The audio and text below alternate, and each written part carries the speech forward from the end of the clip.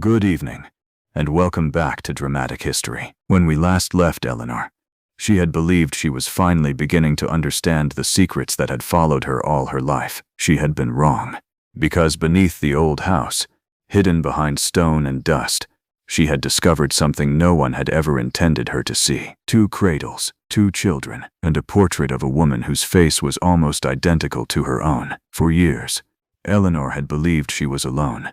She had believed that whatever loneliness had followed her through childhood was simply the price of being unwanted. She had been taught to lower her voice, to accept silence, to be grateful for whatever kindness was offered.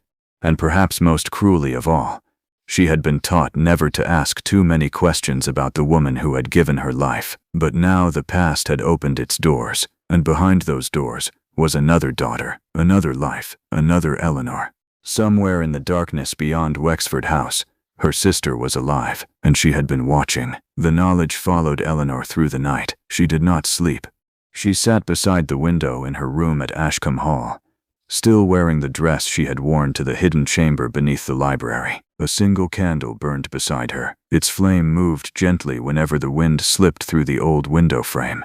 On the table before her lay the birth certificate, the silver bracelet, and the portrait. She had looked at the portrait so many times that she knew every detail. Margaret stood on the left, the Duchess stood beside her, and between them was the woman Eleanor could not name, the third woman, the one who looked like her. There was something in that face that frightened Eleanor more than the resemblance itself. The eyes. They were not merely similar, they were the same shape, the same quiet sadness, the same distant expression Eleanor had seen in mirrors since childhood. She reached toward the portrait. Her fingertip touched the painted cheek. "Who are you?" The room gave no answer. Only the old clock on the mantel counted the seconds. 1, 2, 3. Then came a knock. Eleanor immediately withdrew her hand. Another knock followed. Soft. Careful. She looked toward the door. "Who is it?" A servant's voice answered. "Your Grace." Eleanor opened the door. The young maid stood outside holding a silver tray. "There is a letter for you." "At this hour?" The maid nodded. "It was left at the front entrance." Eleanor took the envelope. There was no seal, no family crest, no name. Only her initials, E.H. She looked at the maid. "Who brought it?" No one saw. Eleanor closed the door. For a moment, she simply stood there. Then she returned to the table. She opened the envelope. Inside was a small photograph. Not painted, not drawn. A photograph. Old, faded. The image showed 2 infants lying beside one another. Eleanor stared. Her hands began to tremble. 2 babies, 2 small faces, 2 identical silver bracelets, and beneath the photograph was a handwritten sentence. "You were never the daughter they meant to keep." Eleanor's breath caught. She turned the photograph over. A date had been written on the back, the date of her birth, and beneath it, another sentence. "Ask the Duke why he recognized you." Eleanor went completely still. "Richard." The memory returned immediately. The first time he had looked at her, the day the 3 sisters had been presented before him. Charlotte had worn pale blue, Margaret had worn rose, and Eleanor had stood quietly beside the tea table. She remembered Richard's eyes. He had looked at the other 2 women politely, but when he saw Eleanor, something had changed. Not admiration, not surprise, recognition. She had wondered about it then. She had forgotten it afterward. Now she understood why the memory had always felt strange. Richard had not simply noticed her. He had recognized her. But from where? Eleanor stood abruptly. She needed to see him, immediately. She crossed the corridor and entered the adjoining room. Richard was awake. He stood near the fireplace, still dressed. His expression told her that he had not slept either. "What happened?" She held out the photograph. He looked at it. The color drained from his face. "Eleanor, you recognized me." He did not answer. "You recognized me the first day." Richard slowly lowered the photograph. "I knew your face." "From where?" He looked at her. "From a portrait." "Whose portrait?" "My father's." Eleanor's heart tightened. "Why would my father have a portrait of me?" Richard shook his head. "Not you." He pointed to the photograph. "Her." Eleanor stared. "My sister." Richard nodded. "Your sister." The words sounded impossible, yet somehow they explained everything. The portrait in my father's study, Richard continued. I saw it when I was a boy. What did you think? I thought it was a painting of a distant relative. And you never asked? My father forbade me. Eleanor stepped closer. Why? Because he told me that some names were not to be spoken. She looked down at the photograph. What was her name? Richard's silence returned. Richard, I don't know. You must. I was young. But you remember the portrait? Yes. Then what did he call her? Richard closed his eyes.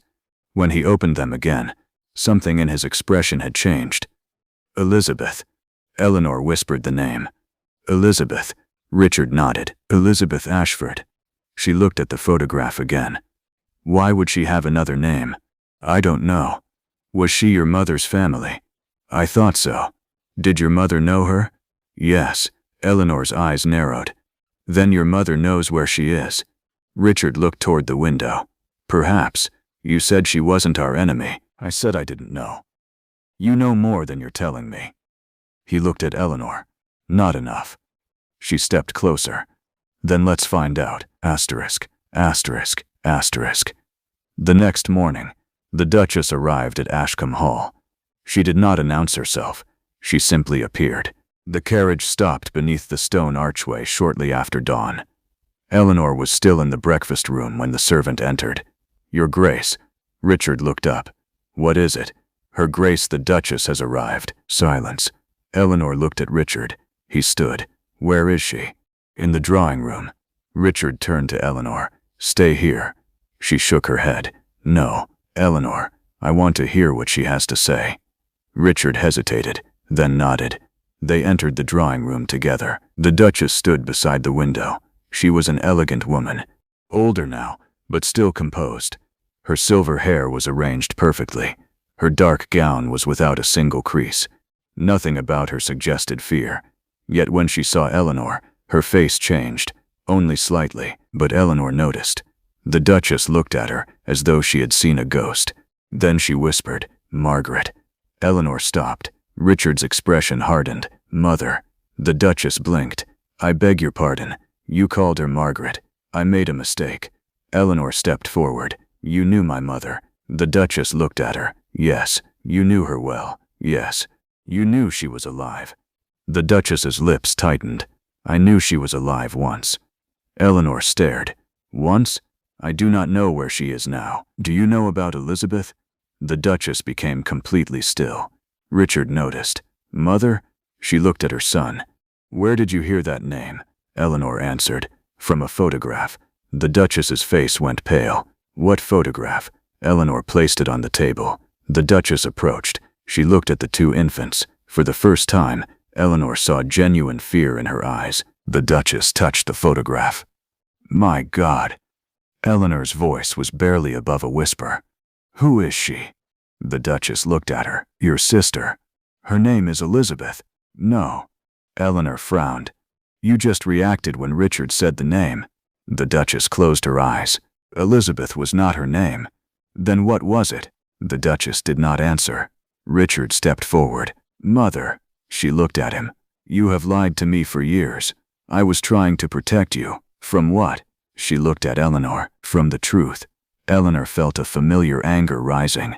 Everyone says that. The Duchess looked at her sadly. And perhaps everyone was wrong. For several seconds, she stood silent. Then she said, Your mother did not have two daughters. Eleanor's heart stopped. Richard looked confused. But the certificate was altered. Eleanor's fingers tightened. Then the second child. The Duchess looked toward the door. That child was not born to Margaret. Eleanor stared. Then whose child was she? The Duchess's voice dropped. Mine. Richard stepped backward. Mother. The Duchess looked at her son. I had a daughter. Eleanor's eyes widened. Then why does she look like me? The Duchess's face crumpled for the first time. Because she was your twin. Silence. Richard stared at his mother. You had a daughter. Yes. And Margaret. Margaret carried one child. Eleanor's voice trembled. Me. The Duchess nodded. Yes. Then the other baby. The Duchess looked directly at Eleanor. She was mine. Eleanor felt the room spinning. But why were we together? The Duchess's eyes filled with tears. Because your father and I made a terrible decision, Richard whispered. What decision? The Duchess looked at him. Your father had no son. Richard's face tightened. So, he needed an heir. Eleanor understood. Slowly, horribly. One of us was given away. The Duchess nodded. Yes. Richard's voice became cold. Which one? The Duchess looked at Eleanor. You. Eleanor stopped breathing. You were taken from Margaret. Why? Because your father's bloodline was considered more important than hers. Eleanor stared at her. I was given to my father? Yes. And my sister. The Duchess looked down. She remained with me.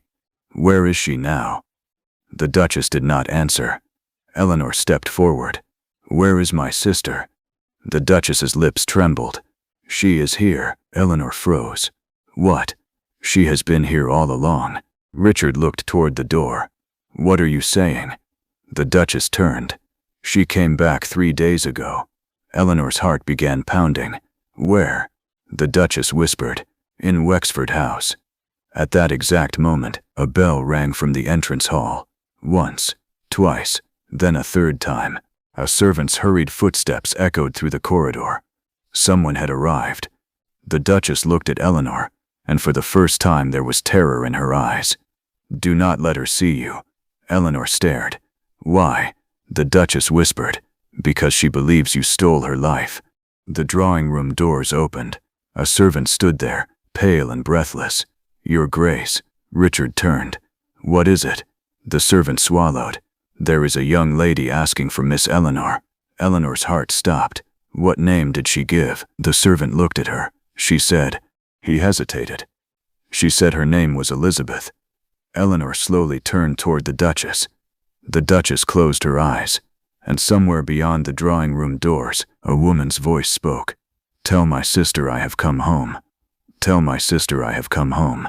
The voice remained just beyond the drawing room doors, soft, almost gentle, and yet Eleanor felt something inside her tighten. She looked at Richard. He had gone completely still. The Duchess had turned away from the door. Her hands were trembling. Mother, Richard said quietly. The Duchess did not answer. Who is she? Still nothing. Eleanor stepped toward the doors. The Duchess caught her wrist. No. Eleanor looked down at the hand holding her. The grip was surprisingly strong. Let me go. You do not understand. Then explain it. The Duchess looked at her. She has spent 20 years believing that you took everything from her. Eleanor's expression hardened. I was a child. I know. I didn't choose any of this. I know. Then why should I hide from her? The Duchess's eyes filled with tears. Because she does not know that. The doors opened. A young woman stood in the corridor. She wore a dark traveling cloak. Rain had darkened the edges of the fabric. Her hair was pinned loosely at the back of her head, with several strands falling around her face. Eleanor looked at her and forgot how to breathe. The resemblance was impossible. It was not merely the eyes, not merely the shape of the mouth, not merely the curve of the cheek.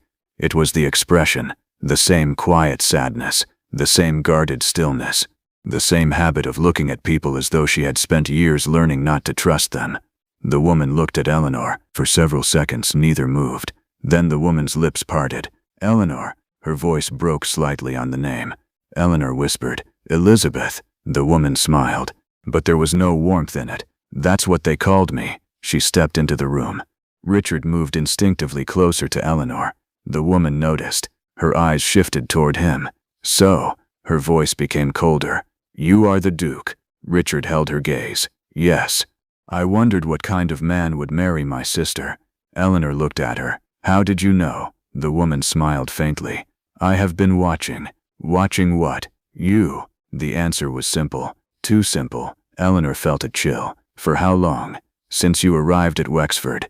Richard's expression darkened. You were there? Several times. Why didn't you reveal yourself? She looked at him. Would you have believed me? Richard did not answer. Elizabeth turned toward Eleanor.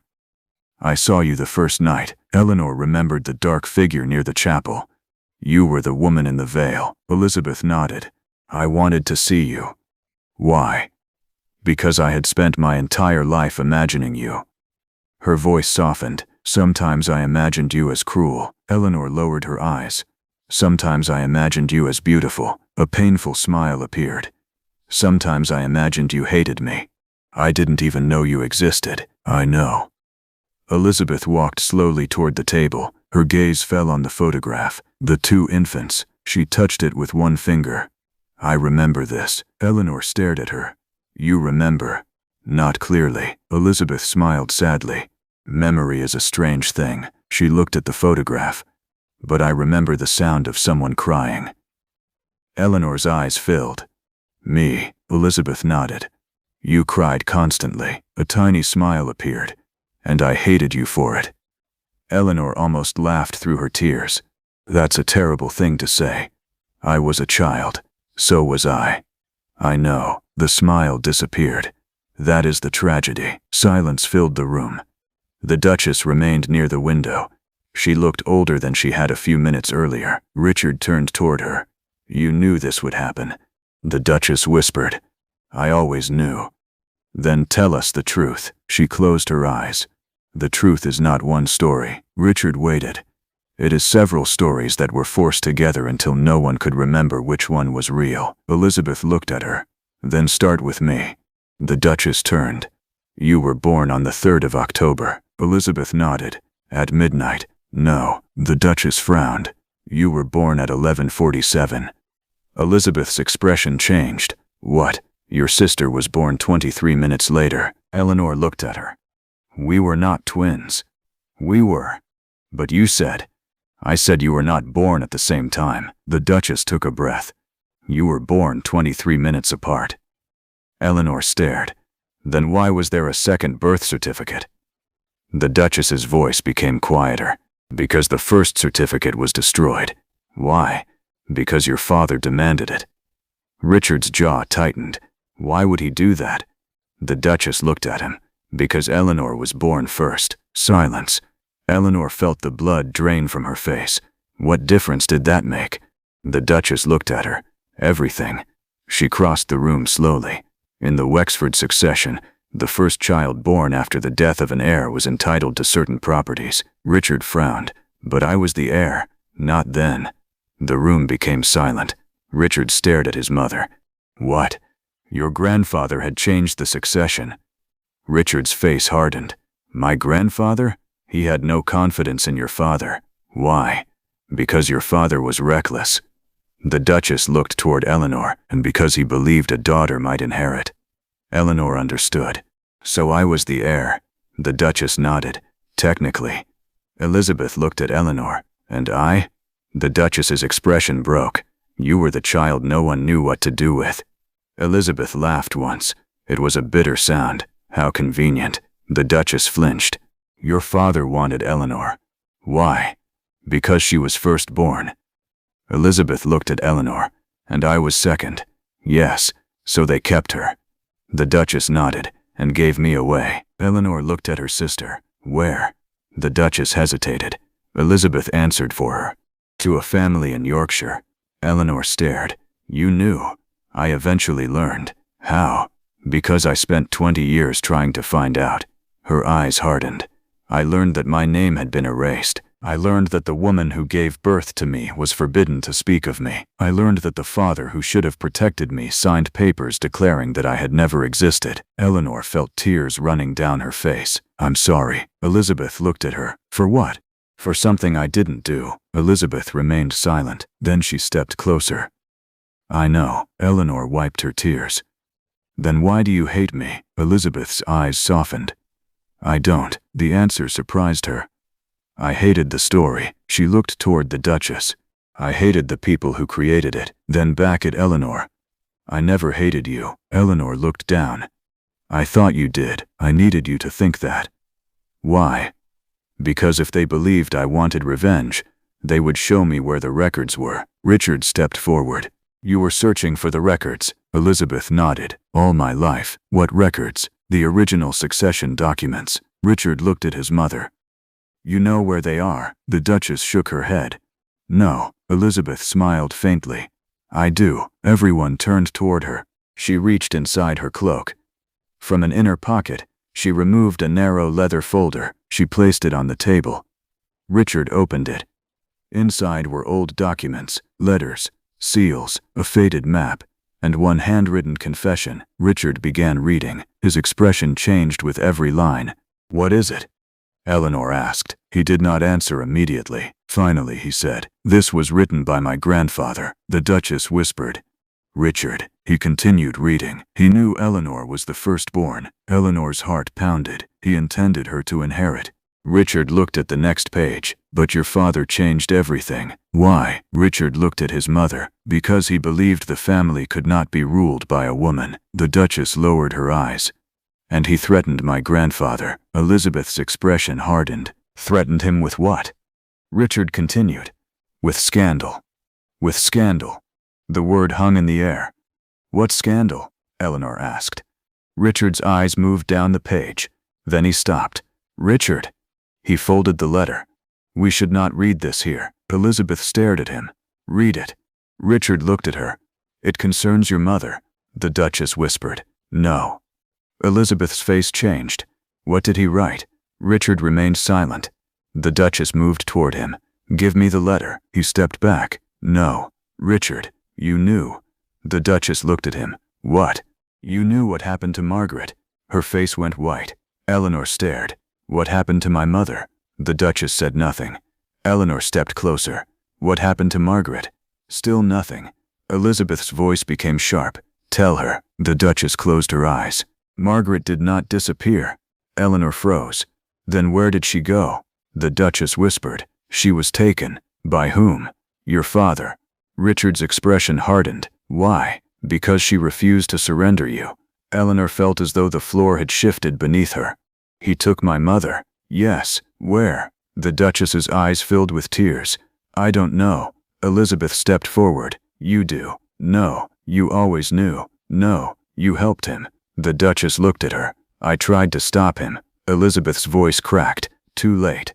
A long silence followed. Then Eleanor noticed something. The map inside the leather folder. A small mark had been drawn in red ink. North of Wexford, beyond the Yorkshire border, near an isolated estate. She pointed. "What is that?" Richard unfolded the map. His eyes narrowed. "Blackthorn Manor." Elizabeth nodded. "That's where they took her." Eleanor looked at her. "How do you know?" "Because I went there." "When?" 3 months ago." "Was she there?" Elizabeth hesitated. "No." Eleanor's heart sank. "But I found something." "What?" Elizabeth reached into the folder again. This time she removed a small piece of fabric. White. Faded. Embroidered with a single letter. M. Eleanor touched it. "My mother's dress." Elizabeth nodded. "I found it in a locked room." Richard looked at the map. "Then someone was there." "Yes." "Recently." Elizabeth shook her head. "Not recently." She looked toward Eleanor. "But there was another thing." "What?" Elizabeth's eyes became distant. "A journal." Eleanor's heart quickened. "What journal?" "Margaret's." "Where is it?" "I don't know." Richard stared. "You found it and lost it." "I didn't lose it." "Then who has it?" Elizabeth looked at him. "The man who gave it to me." Richard's expression darkened. "Who?" Elizabeth hesitated. Then she said, "The man who has been helping me." "His name?" Elizabeth looked toward the window. "He is waiting outside." Richard immediately moved toward the curtains. Eleanor followed. The grounds below were covered in morning mist. A carriage stood near the trees. A man was standing beside it. His face was hidden by the shadow of his hat. Richard stared. "Who is he?" Elizabeth's voice was barely audible. "The last person who saw your father alive." Richard turned. "What?" Elizabeth looked at Eleanor. "And the only man who knows where your mother is." The man outside slowly raised his head, as if he knew they were watching. Then he removed his hat. Richard's face went completely pale, because he knew him. He had seen that face before, not in life, but in a portrait hanging in Wexford House. A portrait of a man who had supposedly died 20 years ago. Eleanor looked at Richard. "Who is he?" Richard could barely speak. "My father's older brother," the Duchess whispered. "Impossible." But outside the window, the man smiled and raised one hand, as though inviting them to come outside. Eleanor looked at Elizabeth. Elizabeth's expression was unreadable. Then she whispered, "Now you understand why I came back." The carriage waited in the mist, and somewhere inside it was the next piece of the truth. For a moment, no one moved.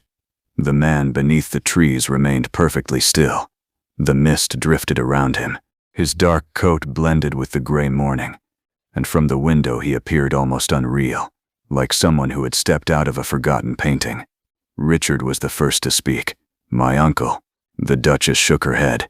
"He cannot be alive." Richard turned toward her. "You said he died." "I believed he had." Elizabeth gave a quiet, bitter laugh. "That is what everyone was supposed to believe." Eleanor looked between them. "Who was he?" Richard's expression remained fixed on the man outside. "Lord Adrian Wexford." The name seemed to carry its own weight. Eleanor had heard it before.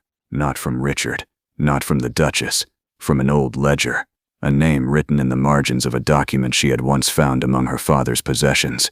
She had never understood its importance, until now. Why was he supposed to be dead? Richard answered quietly, "Because my father needed him to disappear."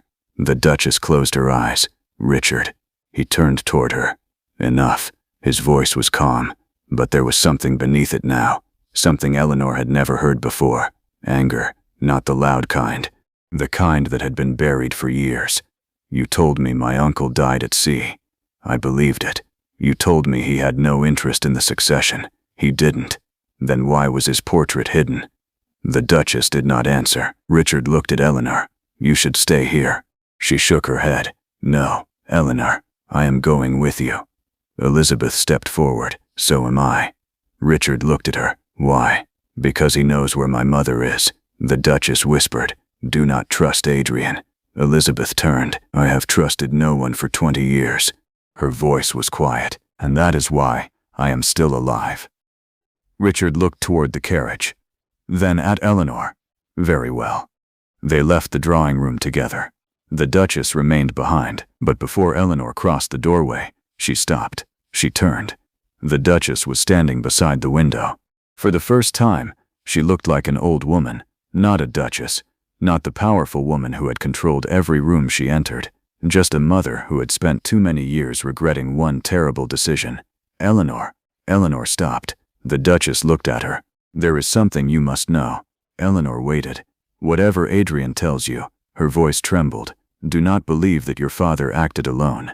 Richard turned sharply. "What do you mean?" The Duchess lowered her eyes. "He had help." "From whom?" The Duchess looked toward Eleanor.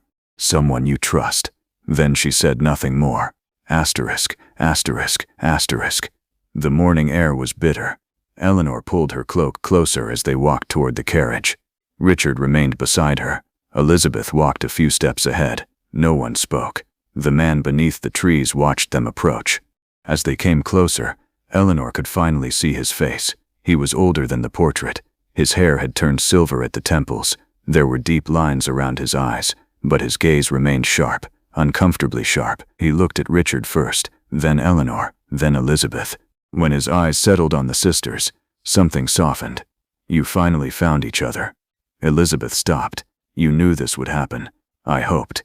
"You knew where Eleanor was." "Yes. You could have told me." "I could. Why didn't you?" Adrian looked at her.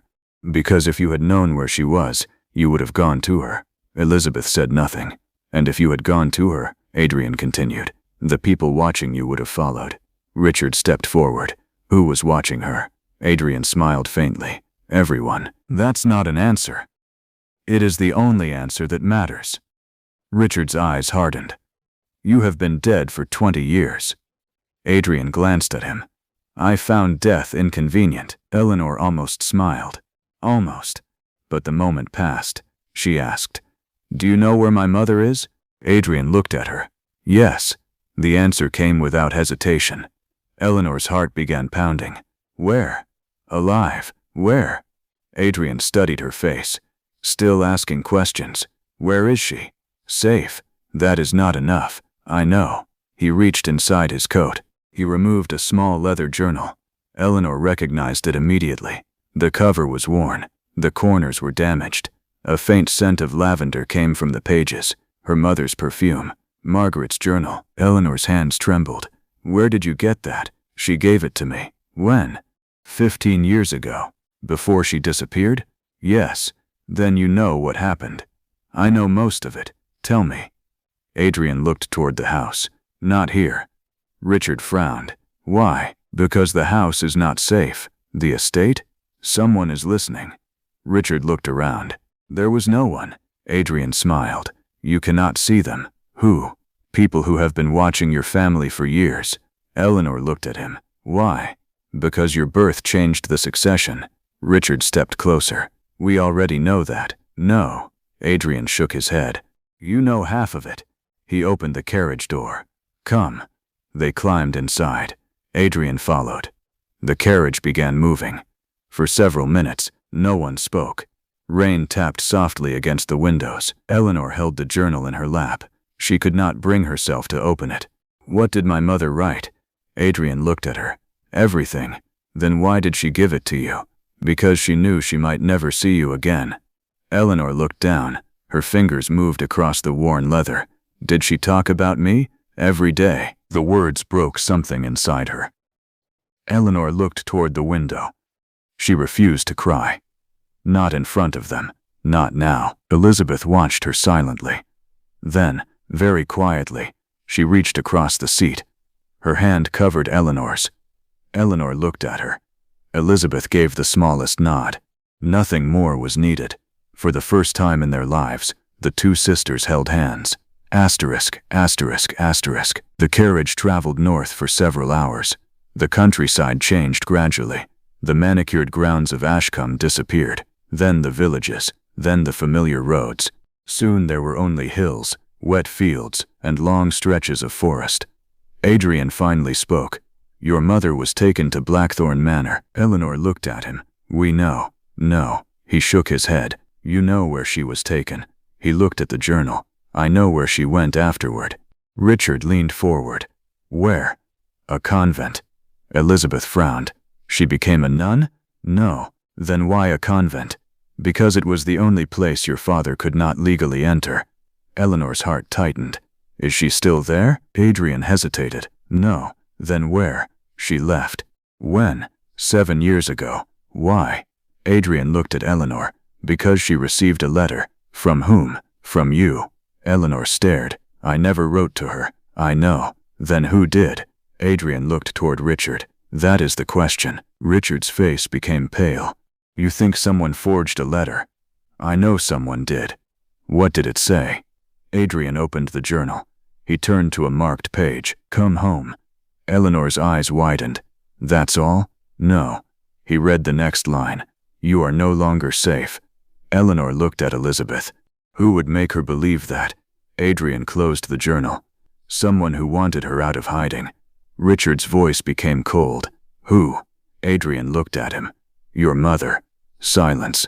Elizabeth's eyes narrowed. No. Adrian nodded. Yes. The carriage suddenly seemed colder. Richard stared. My mother sent the letter? She claims she did not. Do you believe her? No. Eleanor whispered. Why would she do it? Adrian looked toward the window. Because she was afraid. Of what? He answered. Of the person who had been controlling your father's decisions. Richard frowned. My father was the Duke. Yes. And yet someone controlled him. Adrian nodded. Your father was powerful. He looked at Eleanor, but he was not the most powerful man in the family. Richard's eyes narrowed. Who was? Adrian said nothing. Eleanor watched him. Then she noticed the journal had fallen open. A page near the middle contained a list of names. Several had been crossed out. One remained. Eleanor read it. Her heart stopped. The name was familiar. Too familiar. She looked at Richard. He saw the page. His face changed. What? Eleanor slowly turned the journal toward him. The name was written beneath a heading. The person who knew. Richard stared, then whispered. No. Eleanor's voice was barely audible. It can't be. Elizabeth leaned forward. What is it? Richard closed the journal. Nothing. Eleanor looked at him. Richard. He did not answer. Adrian watched them. Finally he said, You know the name. Richard looked at him. Why is it here? Because Margaret wrote it. Why? Because she believed that person betrayed her. The carriage became silent. Eleanor's heart pounded. Who is it? Richard stared at the floor, then slowly lifted his eyes. The name is... He stopped. A sudden jolt threw everyone forward. The carriage had stopped. Outside, horses were moving nervously. Adrian immediately reached for his pistol. What happened? The driver shouted from outside. Tree across the road. Richard opened the door. Adrian caught his arm. Don't. Richard looked at him. Why? Adrian's face had become serious. Because that tree was not there when we passed this road an hour ago. Everyone went silent. Then a second sound came from the forest. A whistle. 3 short notes. Elizabeth's face went pale. I know that signal. Eleanor looked at her. Who uses it? Elizabeth whispered. The people who took my mother. Adrian raised his pistol. Stay inside. A figure moved between the trees. Then another. Then another. They were surrounded. Richard reached for Eleanor's hand. Whatever happens, stay beside me. Eleanor nodded. But before anyone could move, a voice came from the forest. A voice Eleanor recognized. A voice she had heard many times. At breakfast, at dinner, in the drawing room. A voice that had always sounded kind. A voice that had always asked whether she had slept well. The voice of someone she had trusted. Your Grace. Richard froze. Eleanor stared into the trees. The figure stepped forward. The hood was lowered, and Eleanor's heart sank, because the person standing there was someone from her own household. Someone who had known the truth from the beginning. Someone who had been close enough to betray her without ever raising suspicion. The figure smiled. Forgive me, Miss Harrow. Then the pistol was raised, and Eleanor realized that the secrets of her family were no longer buried. They were coming for her. The pistol remained raised. Eleanor could hear nothing except the beating of her own heart. The man standing among the trees lowered his hood.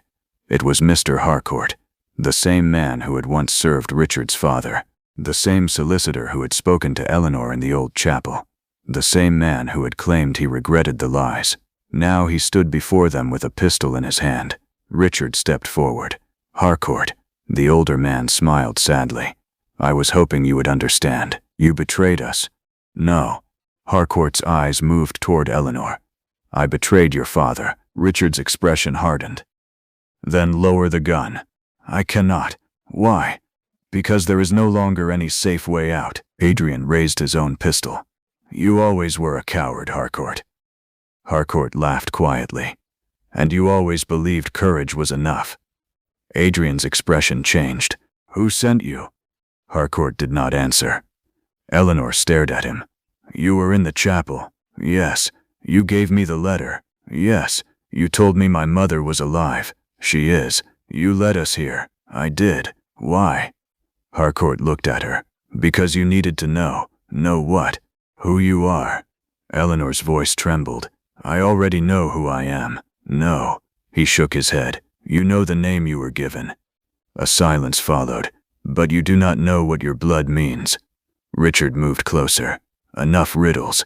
Harcourt looked at him. You still think this is about inheritance, isn't it? No. Then what? Harcourt lowered the pistol slightly. It is about legitimacy. Eleanor frowned. What does that mean? Harcourt looked toward Elizabeth. It means one of you has a claim that could destroy the Wexford succession. Elizabeth's face hardened. Which one? Harcourt looked at Eleanor. Both.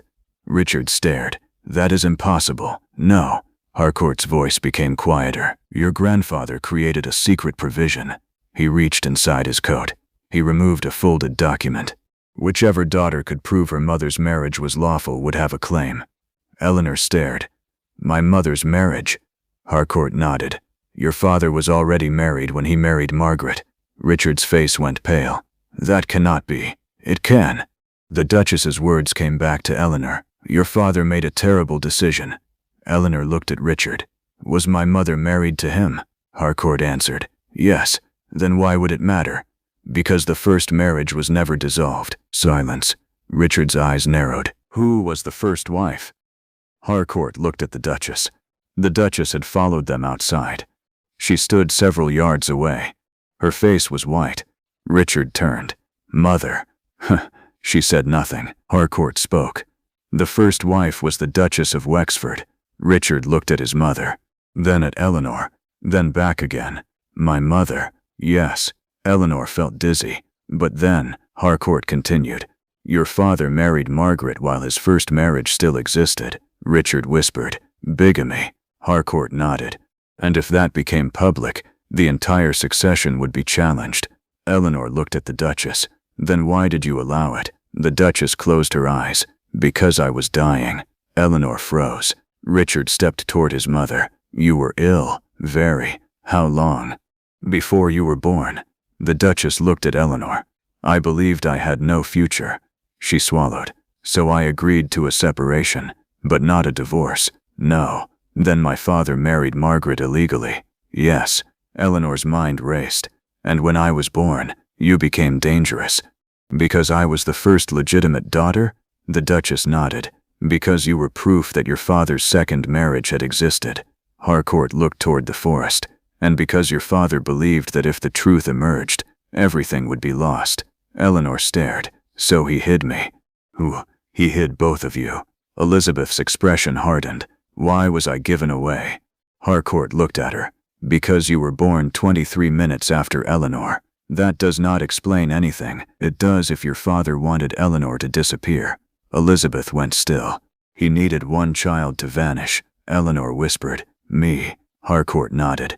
But Margaret refused. The forest became silent. What happened to her? Harcourt lowered his eyes. Your father ordered her taken away. Where? Blackthorn Manor. Eleanor's heart tightened. And then, she escaped. Richard stared.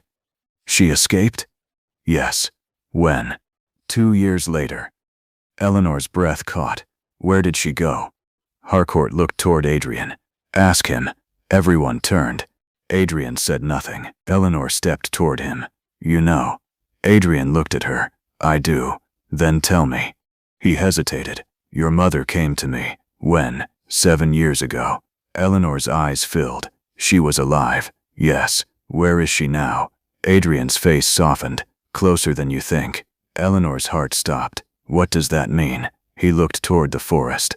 She is the reason I came back. A distant sound interrupted them. Hoofbeats. Fast. Approaching. Harcourt turned. Too late. Richard raised his pistol. What? Harcourt looked toward the road. They found us. Several riders appeared through the trees. Dark coats. Covered faces. Weapons. Eleanor felt Richard's hand close around hers. Adrian moved in front of them. Get into the carriage. Harcourt looked at him. You still think you can protect them? Adrian smiled. I have spent 20 years preparing. The first shot rang through the forest. The horses screamed. The carriage rocked. Richard pulled Eleanor down. Elizabeth crouched beside them. Another shot struck the carriage door. Wood splintered. Adrian fired back. Harcourt disappeared into the trees. He's running, Richard shouted. Adrian did not look. Let him. Richard stared. Why? Because he is not the one we should fear. A rider approached. Adrian fired again. The man fell. Then another appeared. Richard opened the carriage door. Stay here. Eleanor grabbed his sleeve. No, I have to help. You have no weapon. She looked at Adrian. He handed her a small pistol. Now you do. Richard stared at him. Adrian, she has the right to defend herself. Eleanor held the weapon with trembling hands. The battle lasted only minutes, but they felt like hours. The attackers eventually retreated into the forest. The horses were injured. The carriage was damaged. The road was blocked. Everyone stood breathing heavily. Richard looked around. Where is Harcourt? No one answered. Then Eleanor noticed something. A folded piece of paper lay on the ground. She picked it up. It contained only one line. Meet me where Margaret was hidden. Beneath it was an address. A convent. The same convent Adrian had mentioned. Eleanor looked at Richard. My mother was there. Adrian nodded. Once. Then we go there. Richard looked at the damaged carriage. We cannot travel tonight. Eleanor stared at him. We don't have time. We do. She shook her head. Richard. He took her hand. We have spent our entire lives being told to wait. His voice softened. I won't ask you to wait anymore. Elizabeth looked toward the forest. Then we go. Asterisk, asterisk, asterisk. They reached the convent just before dawn. The building stood alone on a hill. Gray stone. Tall windows. A small bell tower. The surrounding fields were covered in mist. The gates were open. No guards, no servants, no sign that anyone lived there.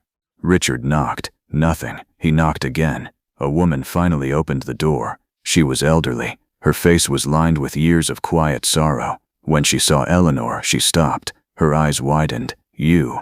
Eleanor stared. "Do you know me?"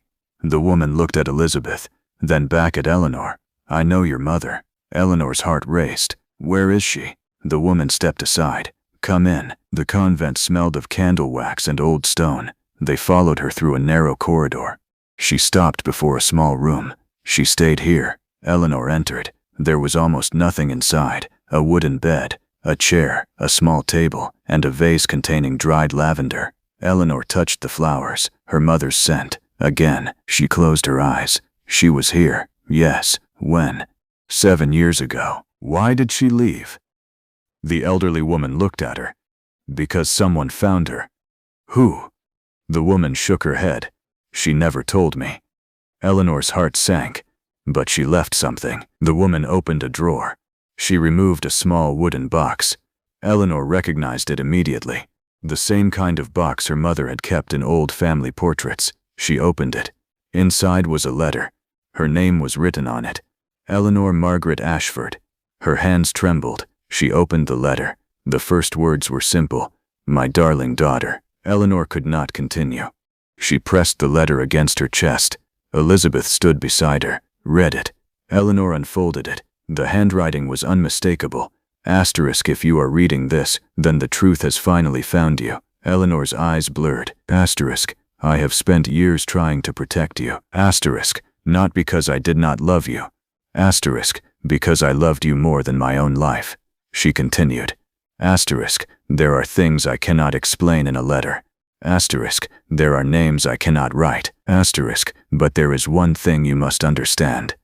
Eleanor stopped. A tear fell onto the paper. Richard gently placed his hand on her shoulder. She continued. Asterisk, you were never abandoned. Asterisk, you were stolen. Her breath caught. Asterisk, and the man you believed to be your father was not the only person responsible. Eleanor looked up. The room was silent. Then she read the final lines. Asterisk, the person who helped him is someone you know. Asterisk, someone who has stood beside you. Asterisk, someone you have trusted. Eleanor's heart began pounding. Below the words was a final sentence. Asterisk, when you discover who it is, do not forgive them too quickly. Eleanor lowered the letter. Who? The elderly woman looked at her. I never knew. Eleanor looked toward Richard, then Elizabeth, then Adrian, and suddenly she remembered the Duchess's warning. Someone you trust. The phrase repeated in her mind. Someone you trust. Someone who had stood beside her. Someone who had known everything. Then a soft sound came from the corridor. Footsteps. Everyone turned. A figure stood at the far end. A woman. Her face hidden beneath a dark hood. She stepped into the light. Eleanor stopped breathing. The woman slowly lowered her hood. Silver hair fell around her shoulders. Her eyes filled with tears. Eleanor. The letter slipped from Eleanor's hand. She knew that voice. Not from memory. Not from a portrait. Not from a story. She knew it from somewhere deeper. Somewhere that existed before memory. Her mother. Margaret. Alive. Standing before her. For a moment, Eleanor could not move. Then she whispered the only word she had been waiting 20 years to say. Mother. Margaret covered her mouth and began to cry. For several seconds, Eleanor could do nothing. She simply stood there. Her mother was alive. The woman she had spent years imagining as a distant memory was standing only a few feet away, older, paler, changed by years of grief, but unmistakably her mother. Margaret looked at Eleanor as though she were afraid that even one movement might make her disappear. My little girl. The words broke Eleanor completely. She crossed the room. Margaret opened her arms, and Eleanor fell into them. For the first time in her life, she felt the embrace of the woman whose absence had shaped every part of her. Margaret held her tightly. She was crying silently. Her shoulders trembled. Eleanor could smell lavender, the same faint fragrance that had remained in the little room, the same scent that had survived years of separation. I thought you were dead, Eleanor whispered. I know. I waited for you. I know. I thought you left me. Margaret pulled away just enough to see her face. Never. Her hand touched Eleanor's cheek. I never left you willingly. Eleanor closed her eyes. A lifetime of unanswered questions seemed to gather behind her tears. Why didn't you come back? Margaret's expression changed. Fear returned. Because every time I tried, she stopped. Every time I came close to you, someone found me. Eleanor looked at Richard. He understood immediately. Your father. Margaret shook her head. No. The word was quiet. But he was not alone. Elizabeth stepped forward. Mother. Margaret turned. The sight of her second daughter seemed to take what little strength remained. My God. Elizabeth stood perfectly still. For years she had imagined this moment. She had imagined anger, accusations, perhaps even hatred. Instead, she simply whispered, "You are real." Margaret began to cry again. Elizabeth crossed the room. Mother and daughter stood facing one another. Neither knew how to bridge 20 years. Then Margaret reached for her. Elizabeth hesitated, only for a moment. Then she stepped into her mother's arms. The room became silent. Even Richard turned away. Some reunions were too private to witness. Adrian stood near the doorway. His expression remained distant, but his eyes were wet. Eleanor noticed. You knew she was here. Adrian nodded. Yes. Why didn't you tell me? Because she asked me not to. Margaret looked at him. I was afraid. Eleanor looked back at her mother. Afraid of me? No. Margaret shook her head. Afraid of what would happen if you knew the truth. Richard stepped forward. We know enough now. Margaret looked at him. No. Her voice became serious. You know what happened. She looked toward the window. But you do not know why. Eleanor wiped her tears. Then tell us. Margaret hesitated. The night you were born. She stopped, then looked at Elizabeth. There were more people in that room than your father and me. Eleanor frowned. Who? Margaret's eyes lowered. Your grandmother. Richard's face changed. My grandmother was there? Yes. And the Duchess. She was not yet Duchess. Margaret took a slow breath. She was simply a young woman who had already lost too much. Richard remained silent. Margaret continued. Your father had arranged everything. Everything. The documents, the witnesses, the false birth record. Eleanor's hands tightened. But why? Margaret looked at her. Because your father believed he could control the future. Elizabeth gave a bitter smile. He was wrong. Margaret looked at her. He was. Then she turned toward Eleanor. But he was not the only one who wanted control. Who else? Margaret hesitated. The man who now holds the Wexford estate. Richard's expression hardened. My father. Margaret shook her head. No. Then who? She looked at Adrian. Adrian answered. Your grandfather. Richard stared. But he was dead before I inherited. Yes. And you said he wanted Eleanor to inherit. He did. Margaret nodded. But then he changed his mind. Why? Because he discovered something. Eleanor leaned forward. What? Margaret's eyes filled with sadness. He discovered that Eleanor was not simply your father's daughter. Richard frowned. Whose daughter was she? Margaret looked at him. Mine. He stared. Of course she was yours. No. Margaret shook her head. I mean something else. Silence. Eleanor felt a strange coldness. What do you mean? Margaret looked toward Elizabeth, then back at Eleanor. Your father was not Eleanor's biological father. The room became completely still. Eleanor stared. Richard whispered, What? Margaret's voice trembled. I was already pregnant when I married him. Eleanor could barely breathe. Then who was my father? Margaret closed her eyes. I don't know. Elizabeth stepped forward. Mother. Margaret looked at her. Tell her. I cannot. You must. Margaret's expression broke. Because the man who was your real father was the reason everything happened. Eleanor felt her heartbeat in her throat. Who was he? Margaret looked at Adrian. He lowered his head. Eleanor understood. No. Adrian said nothing. Is it you? Adrian looked at her. I loved your mother. Margaret closed her eyes. But I was not your father. Eleanor's confusion deepened. Then who? Adrian reached into his coat. He removed another document. Old, yellowed, sealed. He handed it to Eleanor. She opened it. There was a name. A name she had seen before, a name that appeared in the old family records, a name that belonged to a man everyone believed had died long before she was born. Lord Sebastian Vale. Eleanor stared. "Who is he?" Margaret whispered. "Your grandfather's eldest son." Richard's eyes widened. "My father's brother? No." Margaret shook her head. "His brother was Adrian." She looked at Eleanor. "Sebastian was your father's half-brother." Richard looked confused. "But he died." "That is what they told everyone." Eleanor stared at the document. "So my real father," Margaret nodded, "was a man the family erased from history." The truth seemed too large for the small room. Eleanor looked at Richard. "And you knew?" Richard shook his head. "No." Adrian spoke quietly. "I suspected." Eleanor looked at him. "Why did no one tell me?"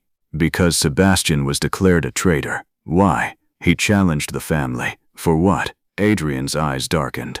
"Because he believed the Wexford succession was built on a lie." Margaret looked down.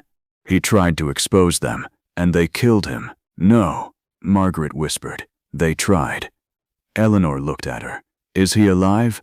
Margaret hesitated. Then she answered, "I don't know." "No." The room fell silent. Richard slowly stepped toward Eleanor. She looked at him.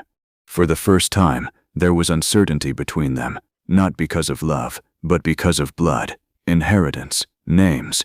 Everything they had believed about one another was suddenly unstable. Richard reached for her hand. Eleanor let him. "I don't care who your father was." His voice was quiet. "I know who you are." Tears filled Eleanor's eyes. "But the world will care." Richard looked at her.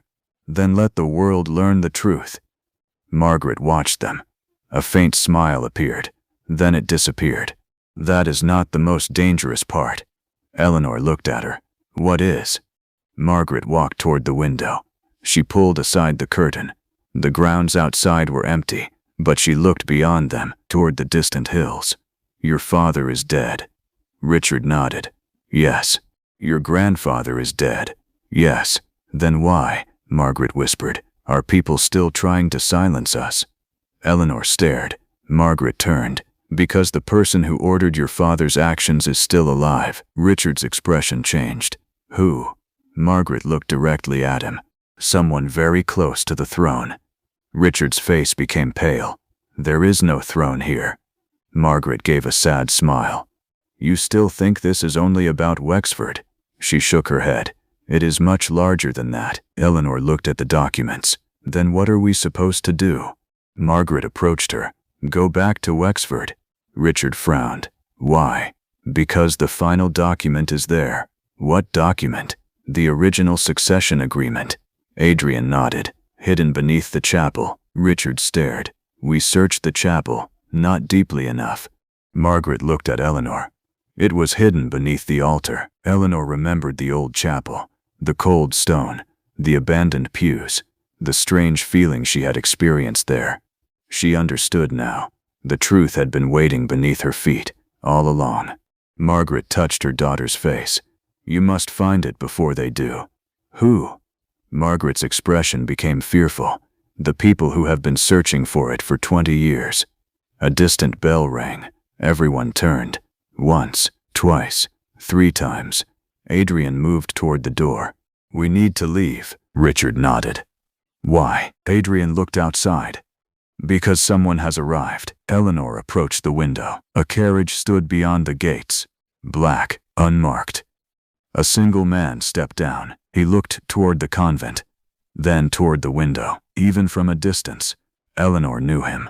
She had seen him many times. He had attended dinners. He had spoken politely. He had smiled at her. He had called her Miss Harrow. Richard saw him. His face went white. "That's impossible." Eleanor looked at him. "Who?" Richard whispered. "The man who supposedly died with my father." The stranger began walking toward the convent.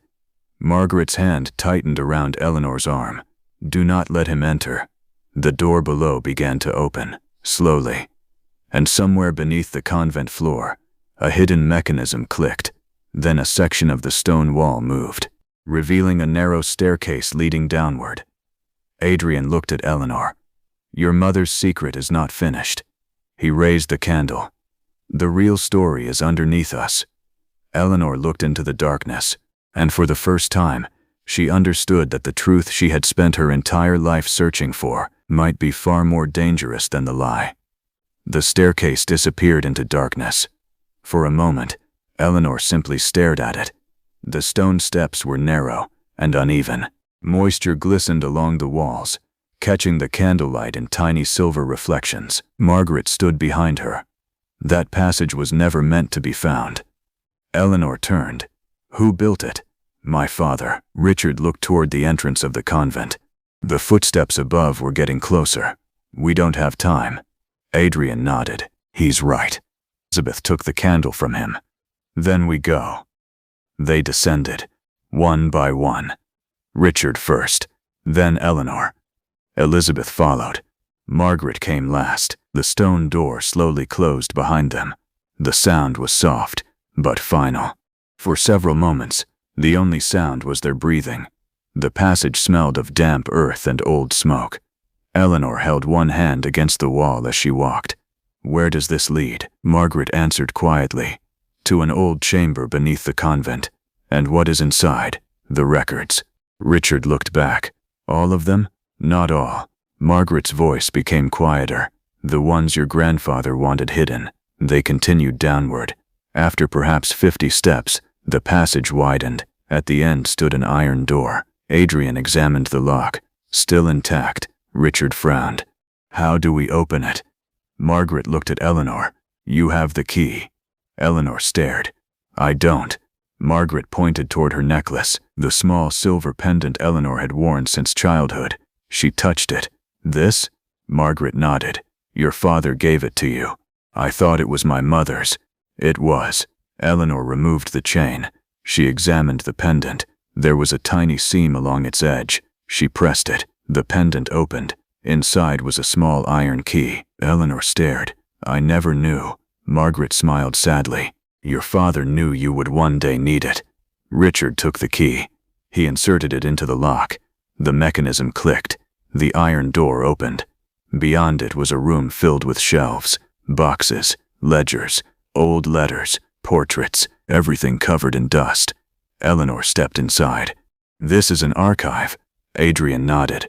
Your family kept its secrets here. Richard lifted an old ledger. The Wexford records. Elizabeth moved toward another shelf. There are hundreds. Margaret looked around. Find the blue box. Eleanor frowned. What blue box? Your grandfather's. They began searching. Richard opened drawers. Elizabeth examined shelves. Adrian checked the cabinets. Eleanor moved slowly through the room. Then she saw it. A small blue wooden box, hidden behind several old account books. She reached for it, but before she could touch it, a voice came from behind them. You should have left it buried. Everyone froze. Eleanor turned. Harcourt stood in the doorway. His clothes were torn. There was blood on his sleeve, but the pistol in his hand was steady. Richard stepped in front of Eleanor. You followed us. Harcourt smiled. I have been following you for years. Elizabeth stared. Why? Harcourt looked at her. Because your mother asked me to. Margaret's face went pale. No. Harcourt looked at her. Yes. Don't lie to them. I am not. Eleanor looked between them. Mother? Margaret said nothing. Harcourt lowered the pistol. Your mother hired me to protect you. Richard frowned. Then why did you attack us? I needed you frightened. Why? Because fear makes people move. Eleanor looked at the blue box. You wanted us to find this. Harcourt nodded. Yes. Why? Because the people who are coming will destroy it. Richard's expression hardened. Who is coming? Harcourt looked toward the passage. You have perhaps 10 minutes. 10 minutes until what? He whispered. Until the Duke's council arrives. Richard stared. What council? Harcourt's eyes moved toward him. The men who have controlled your family for 3 generations.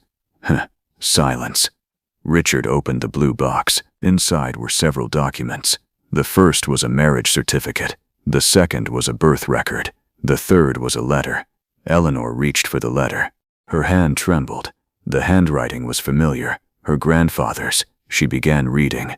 Asterisk, if this document is ever found, then my family has failed to protect the truth, Eleanor continued. Asterisk, the first daughter of Margaret Ashford was never illegitimate. She stopped. Richard looked at her. Keep reading. She did. Asterisk, she was born before the marriage between Margaret and the Duke. Eleanor's heart raced. Asterisk, her true father was Lord Sebastian Vale. The room became silent. Richard stared. The name again. Eleanor continued. Asterisk, Sebastian was the rightful heir to the Wexford title.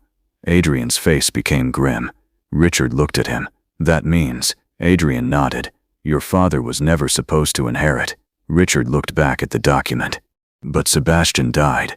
Margaret spoke. No. Richard turned. Margaret's eyes were filled with tears. He disappeared. Eleanor looked at her. You knew? Yes. Where is he? Margaret shook her head. I don't know. Harcourt gave a bitter smile. I do. Everyone looked at him. Harcourt reached inside his coat. He removed another document. Sebastian was not killed. Richard stared. He was imprisoned. Where? Harcourt looked at Eleanor. In the place where your family keeps its most dangerous secrets. Adrian's expression changed. No. Harcourt nodded. Yes. Margaret whispered. Blackthorn. Eleanor felt a chill. The same place where I was taken?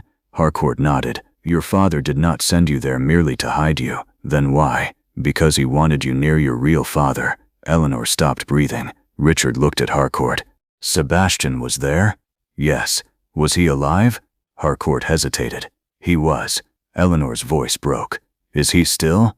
Harcourt did not answer. The silence was enough. Margaret covered her mouth. No. Harcourt looked toward the door. I am sorry. A loud sound echoed through the passage. Someone had entered the convent above. Then another. Boots. Many of them. Harcourt turned. They are here. Richard closed the box. We need to leave. No. Harcourt shook his head. If you leave now, they will follow. Then what do we do? Go deeper. Adrian looked at the rear wall. There is another passage. Margaret nodded. Behind the shelves. They moved quickly. Richard pushed the shelf aside. A narrow opening appeared. Everyone entered. Harcourt remained behind. Eleanor turned. What are you doing? I will slow them down. You'll be killed. Harcourt smiled. I have lived long enough. Elizabeth stepped toward him. You don't have to.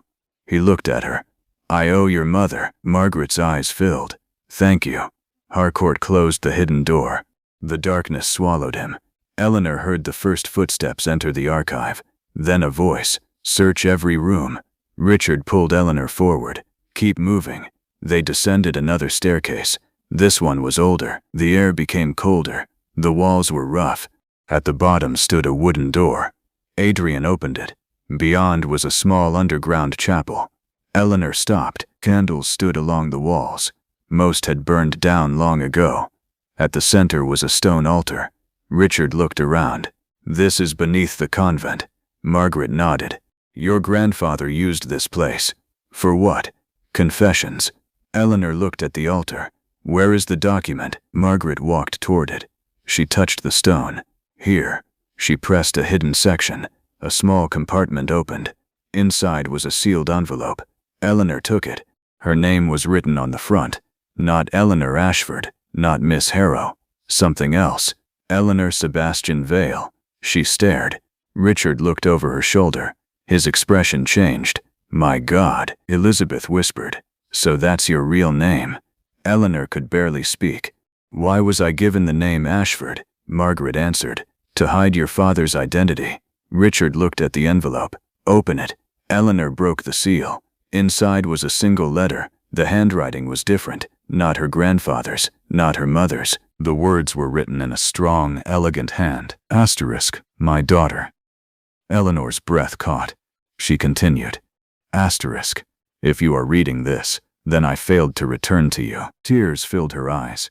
Asterisk, I have been told that you were taken from your mother. Asterisk, I have been told that you were raised under another name. Asterisk, and I have been told that you were never meant to know me. Asterisk, but I have never stopped looking for you. Eleanor pressed her hand over her mouth. Richard looked away. The letter continued. Asterisk, there is one thing I need you to understand. Asterisk, asterisk, you were not hidden because you were unwanted. Asterisk, you were hidden because you were the rightful heir. Eleanor looked up. Richard stared at her. The letter continued. Asterisk, if the Wexford family ever learns that you survived, they will come for you. Asterisk, not because of revenge. Asterisk, because your existence threatens everything they built. Eleanor's hand trembled. Then she reached the final line.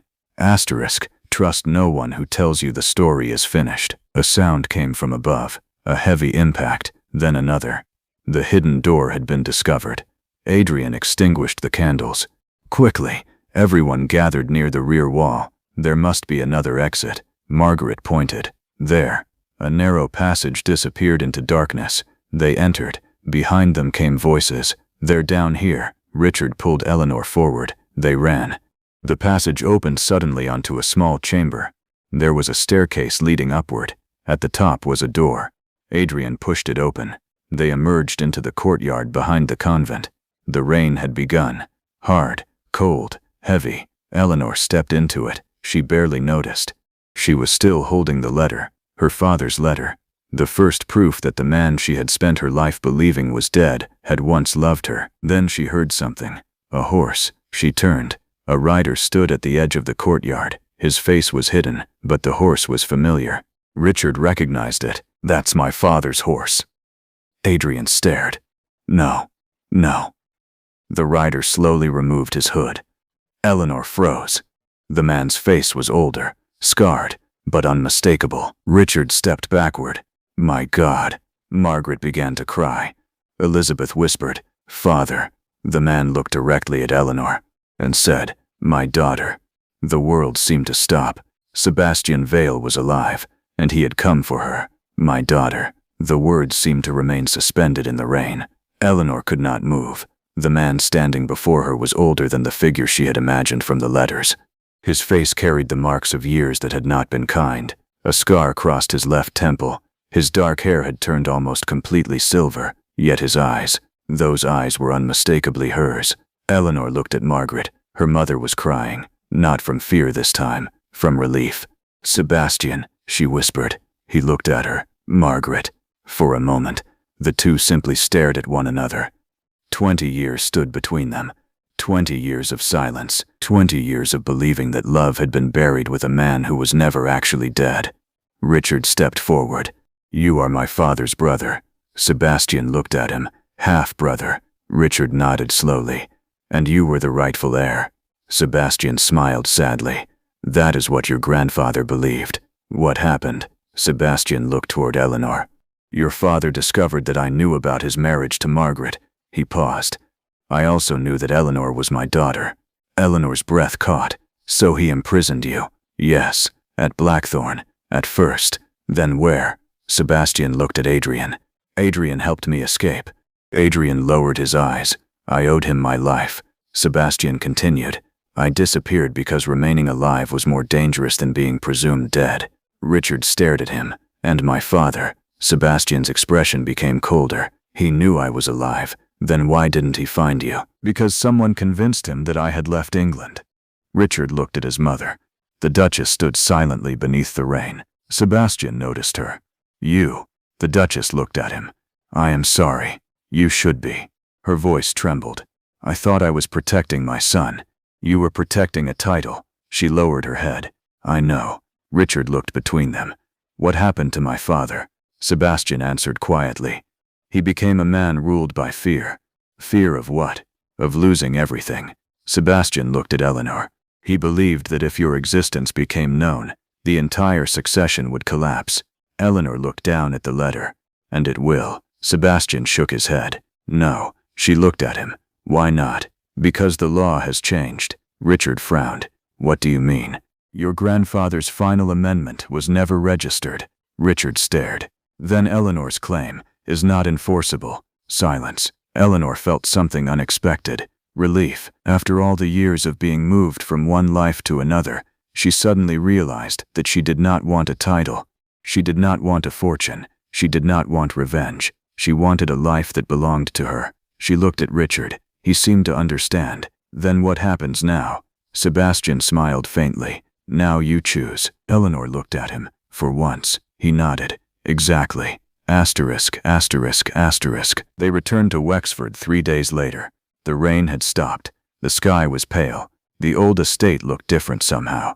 Not because the stone had changed, not because the gardens had changed, but because Eleanor no longer looked at the house with the eyes of a frightened girl. She knew its secrets now. She knew its lies, and she knew that none of them had the power to define her. The great doors opened. Servants gathered silently. News had already traveled. The Duke's household knew that Sebastian Vale was alive. They knew Margaret had returned, and they knew the truth about the 2 daughters. For the first time, there was no whispering behind closed doors, no hidden documents, no secret names. Everything was finally in the open. The Duchess stood in the entrance hall. She looked at Eleanor. "I owe you an apology." Eleanor said nothing. "I should have protected you." "Yes." The Duchess lowered her eyes. "I failed." Eleanor looked at her for a long moment. Then she said, "I forgive you." The Duchess looked up. "But I will never forget." "I understand." Eleanor walked past her. Elizabeth stopped beside the Duchess. She said nothing. Then she continued after Eleanor. The 3 sisters were no longer strangers. They were not perfectly healed. Some wounds were too old for that, but they were together, and that was enough. Asterisk, asterisk, asterisk. Later that evening, Eleanor stood alone in the library. The same library where everything had begun. The hidden door remained open. The old books had been removed from the shelves. The family records were being copied and prepared for the authorities. For once, the truth would belong to everyone. Richard entered quietly. "You disappeared." Eleanor smiled. "I needed silence." He walked toward her. "You've had enough silence for one lifetime." She looked at him. "Perhaps." He stopped a few feet away. "I need to ask you something." "What?" "After everything that happened," he hesitated. "Do you still want this marriage?" Eleanor looked at him. The question surprised her. "Why wouldn't I?"